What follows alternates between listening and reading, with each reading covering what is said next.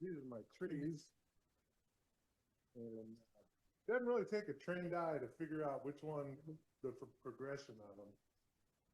You see that? Oh, okay. I was trying to use some, what's it called? The tinted dye, and some shellac. And then I usually buff that off, and it makes a pretty nice finish, but not with the tint in it. And you got to be careful. I don't want to come in here and buff it off and leave the wheel green. So a few people wouldn't appreciate that. So this is a burr. So it's where a branch was cut off of okay. A branch was cut off of a tree, and then it tried to grow back around it. And then they took the tree down, and some people asked me if I could turn something for them. So it's a multi-axis bowl, and I turned it on the Harris 3001 without knocking myself out, which would have been pretty bad.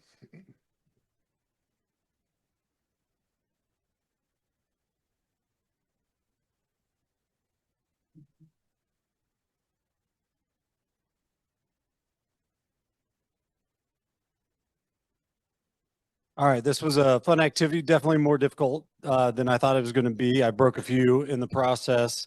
These are kind of my whimsical trees here, but I did a little bit different than what Anthony showed. I actually did it from the base up, and then while it was sitting in there, I kept it in the live center the whole time and moved the live center into the edge. And so I started down here and worked my way to the top. For me, it worked better. I tried it the other way and broke them, so that didn't work out real well. Then I made these other trees, made several of them. To get the darker lines in there, it's actually green paint. Painted them, and then in the very end process, sanded off the excess paint that was on there just to leave it in the little gaps there. So fun project. Thank you.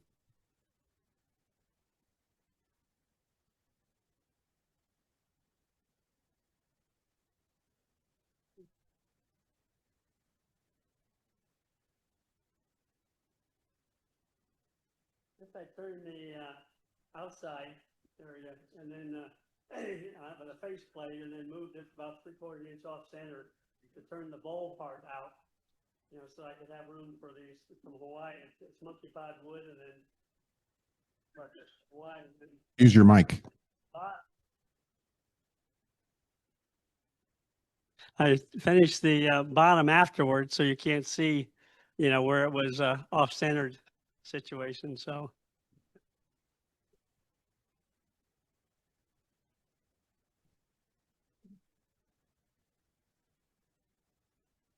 this has nothing to do with Christmas trees.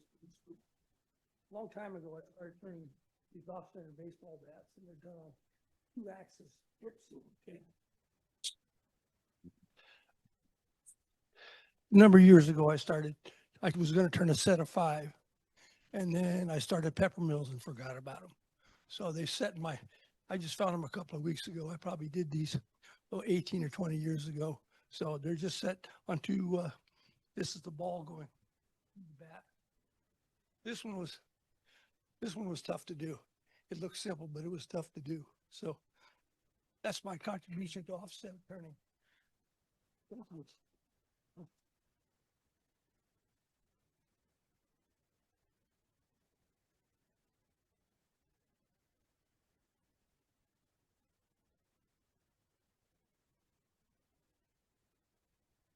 After breaking several, I decided to go back to my tried and true. This is what I made for Christmas for several people. The rock is, if you remember F Troop on TV, it's a Fakawi. A Fakawi. You'll get it if you slow down the words.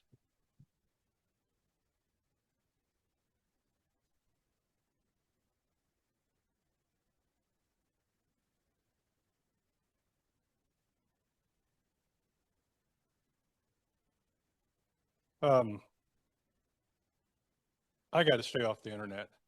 is there's a guy that does some oddball stuff like this, and first thing I see some idea, somebody else's idea, and I want to give it a try.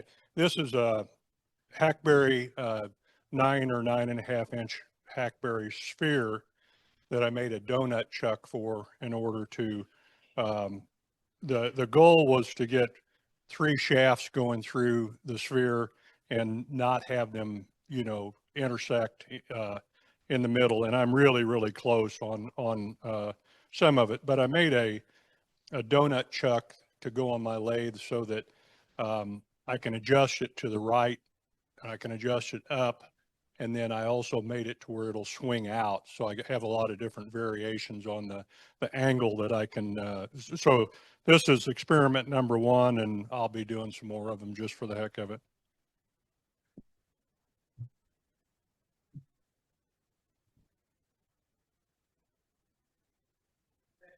What's that? You can sit on the channel, say, watch that. I'm sitting somewhere.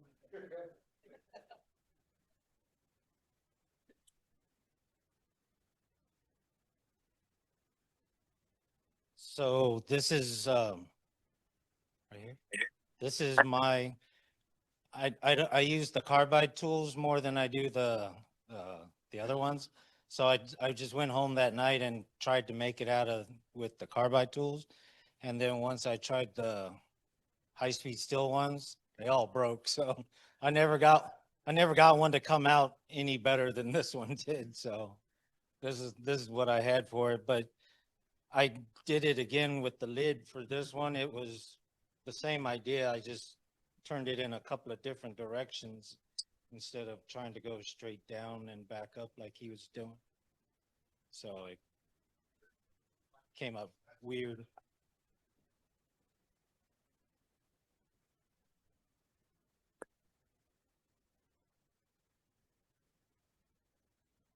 So this was my attempt at doing the challenge. It wasn't much, but I think it was ash wood and the different boughs or levels I've got differently. So I was more experimenting because I hadn't used this technique before, but there it is.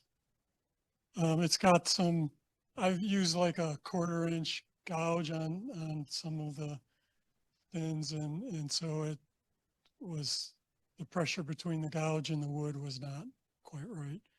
So it left some markings on it. So, but it's good.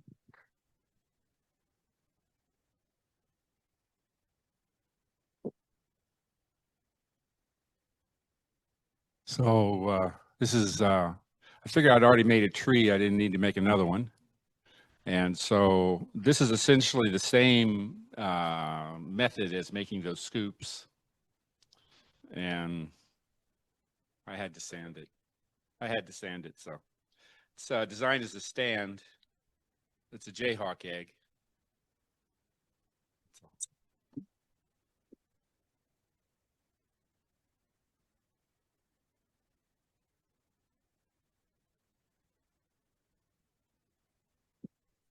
Well, I can tell you one thing. I finally got my lathe out of its crate this morning. And I can tell you, I'm out of practice. But I tried. I'm going to try again. And I'm glad to be making sawdust again.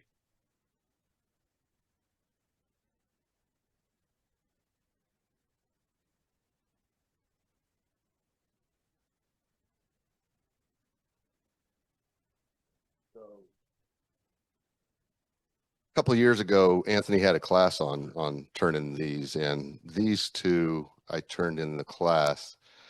And what I noticed when I tried to do them on my own this time is I wasn't as I was more scared with Anthony not being there to kind of tell me, it'll hold in the chuck. So mine don't have as much bend as they did on these. I thought, well, I'll see if I've seen a goblet done this way. not really satisfied with the look. I should have had more space in between all the little pieces and maybe went for more of a stone shape instead of trying to kind of duplicate what I was doing over here. But all in all, what it was a get yourself over the fear of turning something off center. And I accomplished that.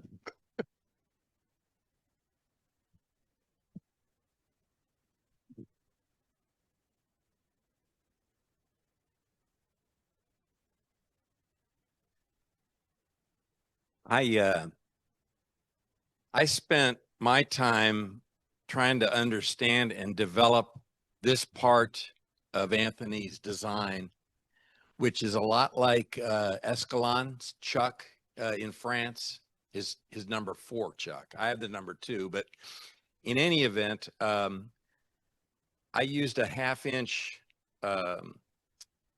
gouge to make this. And then I decided, since I was using the one-way chuck, I used my 5 TPI thread chaser to cut these grooves in here. And so what that allowed me to do is hopefully get more strength as I was making these. These were my very first attempts at doing this. And then I thought, well, I'm going to try and then hollow this thing all out like making a scoop. And I got this far, and this hard maple just flew off the chuck. So I really need to have One Way design their chuck jaws so that they're not straight, they're kind of half round, and that way it'll really grip really well. The metal, I heard the metal. We need to do the 3D metal. Yeah. So anyway, then this is something that I did a couple years ago, but with my Escalon chuck. So basically, and I stopped. I don't know why, but basically what this piece was going to be was an added on piece of another hollow turning. So it'd be a double 2-piece hollow form. And I didn't keep pursuing it. So I guess I got to finish it. You know, there's a lot of stuff in my shop that I've got to finish. Seriously, half the stuff in my shop is unfinished. Okay. Yeah.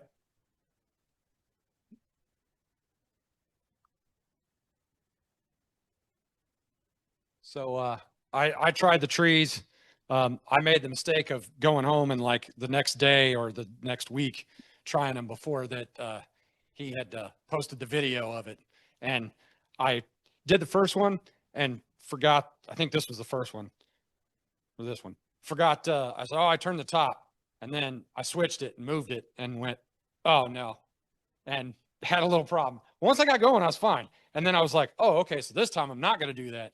And then I missed the next part of it and messed it up. So cut the top off, I'm good. But it's that first layer I just didn't get right. So I got to go back and watch the video, but that's my trees. I overcorrected a little bit and had to take them to the sander and sand down so that they'd stand because they were kind of like this. So, hey, you learn and you live.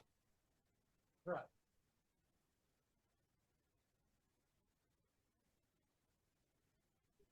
Somebody didn't keep the coupon.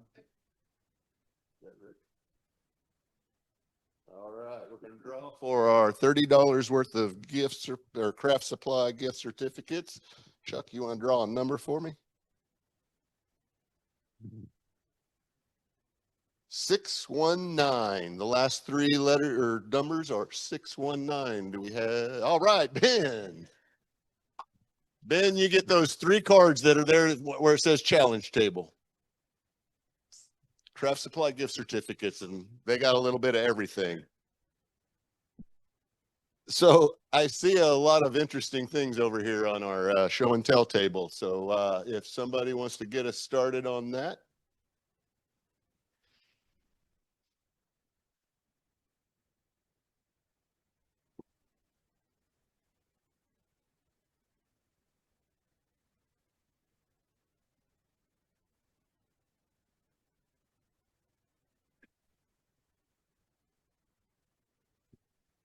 This is last month's free wood we had out here. This is the shingles that he had. And this is one of the turning blocks, box elder. And of course I had to use sort of the texturing tool.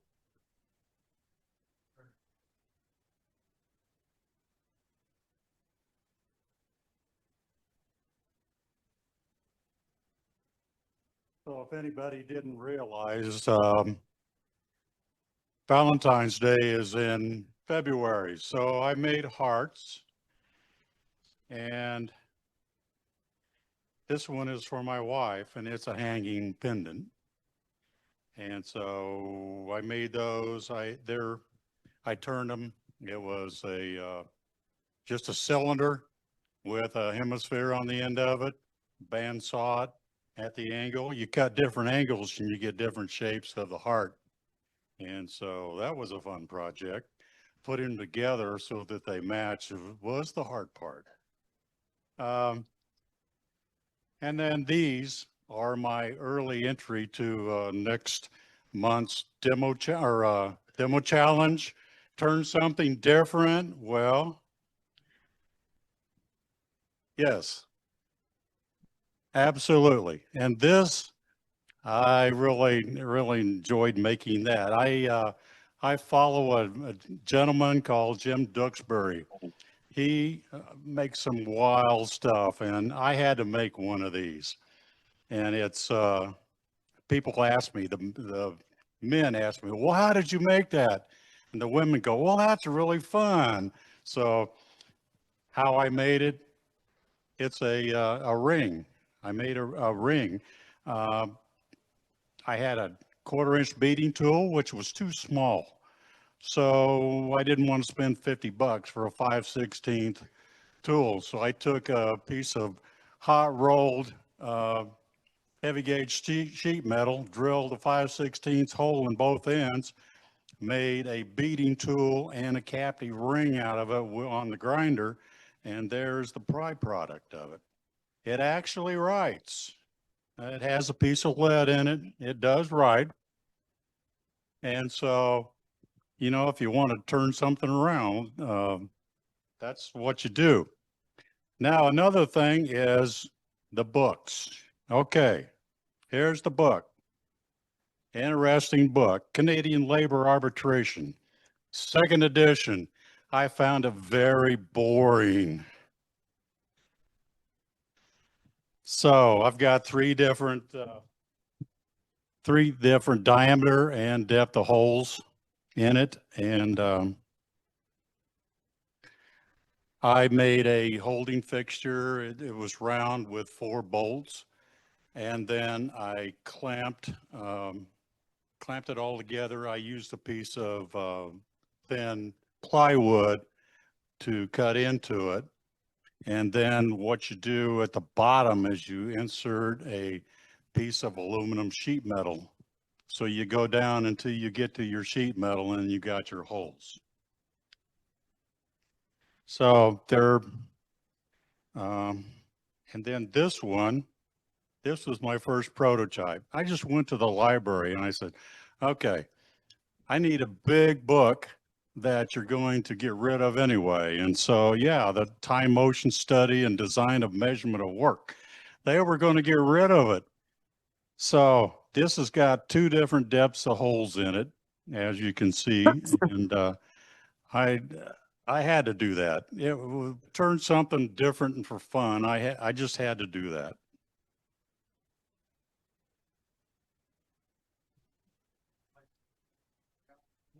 I did a bowl gouge. Absolutely. And they never checked them in. And that when I built the holding fixture, I had to counterweight it. So I dynamically balanced it. I stuck another bolt and heavy washers to do the counterbalance. I think you needed to hold those back for next month. Bring them back. That's what I said. And it's my early entry.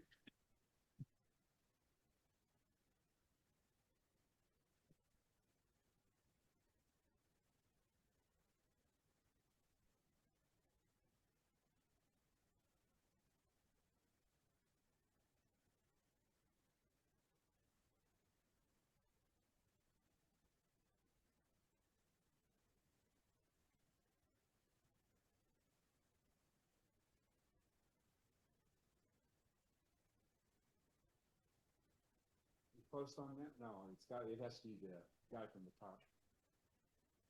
Work better this way?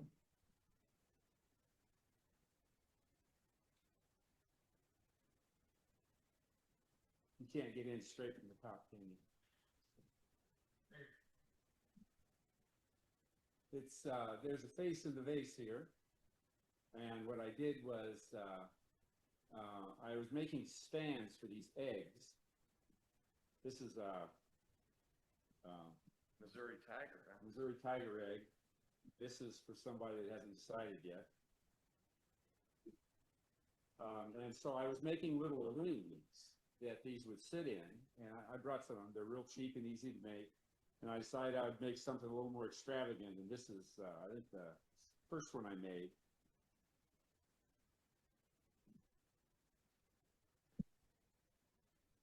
Point out the nose. Yeah, that's right. So there's 2 faces in there.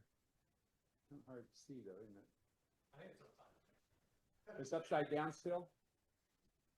Yeah. There. Yeah. Oh, yeah. And so I made 2 or 3 or 4 or 10, I don't remember, of these 10 or 15 years ago. And I never really was satisfied with them. So I made a computer file and cut, I don't know, 8 or 10 of these images and pasted them all onto one page and then printed it out. And I would, they're not the same size as the pictures, but it showed me more clearly what I had to do to make it work.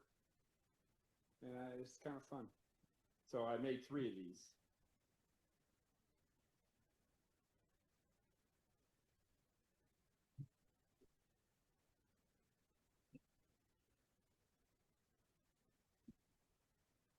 Anybody that's been in the shop lately, seeing me turning spheres, probably wondering what the hell is he doing?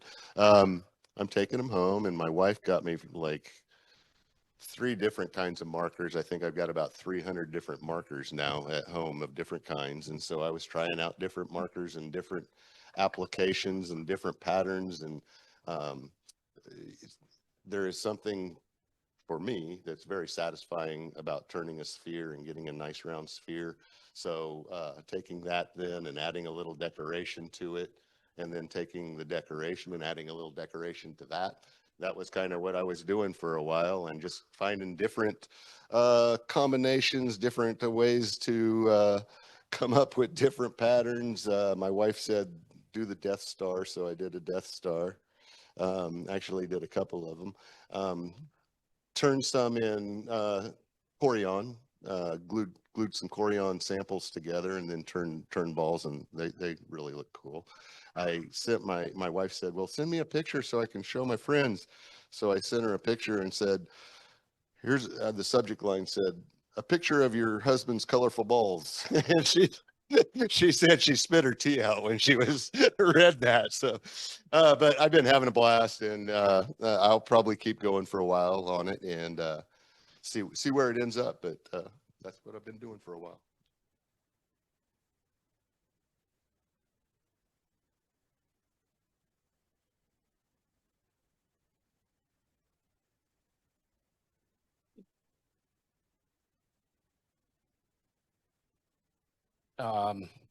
I really haven't turned very much in the past few years, so I just wanted to get back into it. I found that I can hardly hold a tool. It won't cut where it's supposed to. I don't know what's wrong with them. They used to work. But I just made some simple projects, just a lidded box. Kind of pleased. I was kind of pleased. The cover actually stays on. And this is just a flower pot that I turned a long time ago, but it got damaged in the move. So I was able to put it back on the lathe and resand it and stuff. And then this is a flower that actually grows in my yard. So I was missing my kids, so I got that to put it in there.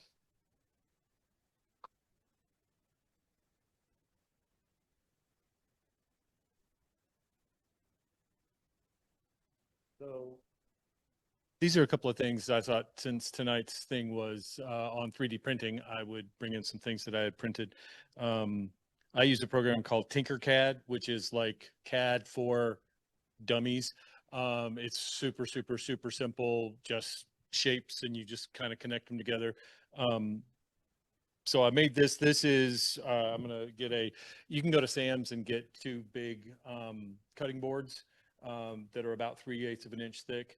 And I'm going to put those on the lathe bed and use this to draw lines for basket illusions. So that's always one of the things that I find difficult because I like to do big things, and the lines get off. I have a little platform that sits on my tool rest, but I always end up moving the pencil up or down. So I needed something that could go, and I made it so that this is extendable, and then the pencil comes in and out, so you can lock that in. And then I saw this online. It's for putting on the platform of the Wolverine jig. You put it on the platform. It's got two magnets here and a little lip to kind of hold it to the bottom, and then you hold the tool, a beading tool, right against these two magnets here. And well, oh, I guess it is showing up over there. There's the two magnets. It keeps the tool right at exactly the angle that you want it.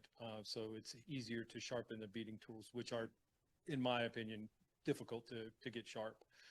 So I thought that was kind of handy. I stole it. I didn't come up with this idea on its own. I did make one, but I saw it online and I thought I can make that.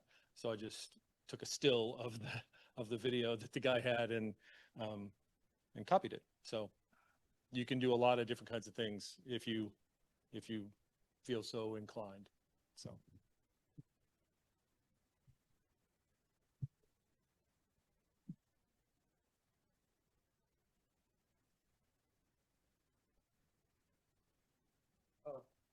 One of those things that didn't turn out exactly how I wanted it to, but they're close enough. I had some cedar laying around and I knew the speakers were here, and I thought, you know what, I'm going to build some pods for the two.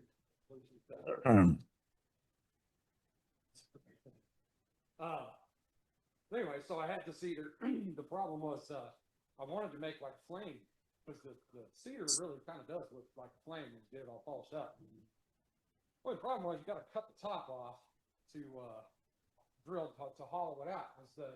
I made like 3 versions of this, trying to figure out how I was going to make the hole and make it hollow, and so it took me a while. But then I did that, but I didn't have the right size cedar to make the top on it. So I was like, well, we'll put some walnut in there, and then I'll cap it with some cedar. So that's how it turned out. I don't know. They kind of look like jesters, like the gesture thing. I don't know, but it sounds okay. I grabbed a little Vizio. So can you demo the? Yeah, hold on. Yeah, I wasn't sure. Amazon. What's that? Yeah, I think the little Bluetooth board was only, or the Bluetooth amp was only $20, I think, and the speakers I got a couple years ago, but they're What did you finish it with first? So it is all lacquer. I did a satin lacquer for the bottom parts, and then I did a gloss lacquer, about 10 coats on this one. I only did 5 or 6 on this one, and I burned through it a couple spots. Yeah, there's about 10 coats of lacquer, and then 3000 grit, sanded out of the orange peel, and then put it on a polishing wheel. Very carefully, I have to burn through it a couple times on this one.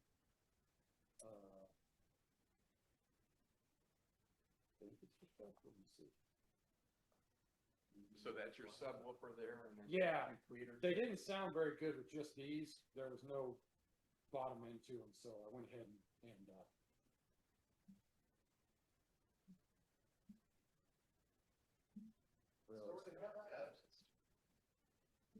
yeah, you gotta. Yeah, let's start off with something like that. Oh, yeah. I was like, why is it so quiet? So, not bad.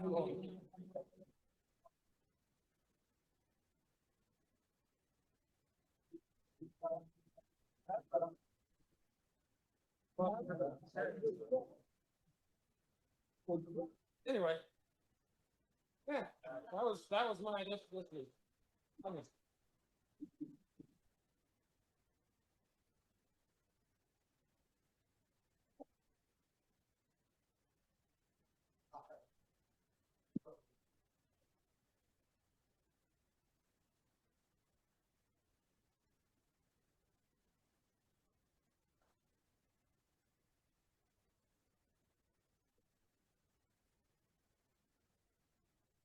So like I was saying, I only use carbide tools. So I was saying that I only used carbide tools before. So when I came in here for the first time, they had a piece of ash back there. And this is the bowl that I turned with the high-speed steel. And then I had a piece of Purple Heart at home. So I put a little Purple Heart handle on the top of it. But I was just going to show you that this is the first thing that I've done since I've been here.